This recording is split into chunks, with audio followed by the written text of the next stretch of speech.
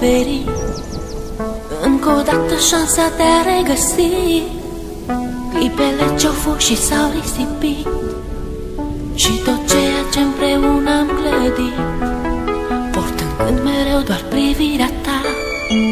Realitatea nu o pot accepta. Ieri erai cu mine, azi nu mai ești. Ce s-au scris cândva au fost doar povești.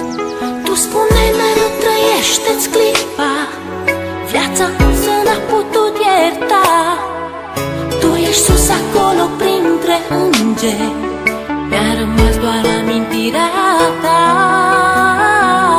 Vei rămâne în gândul meu, la bine și la greu, iar tot ceea ce-am făcut împreună ne va lega mereu. Vei rămâne în gândul meu, la bine și la greu, iar tot ceea ce-am făcut împreună ne va lega mereu. Astăzi cerul parcă e înorat, totul în jurul meu îmi pare schimbat. Uneori viața e de neînțeles, ea nu iartă, iar tu nu ai de ales.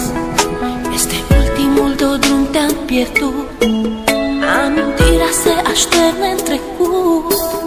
Ieri erai un suflet nevinovat, astăzi îngerii din cer mi te-au luat. Parcă ieri trăiam speranțe și vise, parcă ieri aveam tot ce ne-am dorit. Tu spuneai că viața merge înainte, mă întreb oare chiar s-a sfârșit. Vei rămâne în gândul meu, la bine și la greu, iar tot ceea ce-am făcut împreună ne va lega mereu. Vei rămâne în gândul meu, la bine și la greu, iar tot ceea ce-am făcut împreună ne va lega mereu. Știu că mă auzi.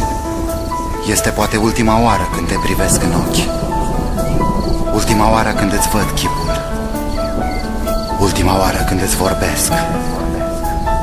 Lacrimile nu-ți pot șterge amintirea. Ai ales un drum pe care nu există suferință, nici durere. Mi-e greu să accept, însă, independent de noi, viața merge înainte. Parcă ieri trăiam speranțe și vise, parcă ieri aveam tot ce ne-am dorit. Tu spuneai că viața merge înainte, mă întreb oare chiar s-a sfârșit.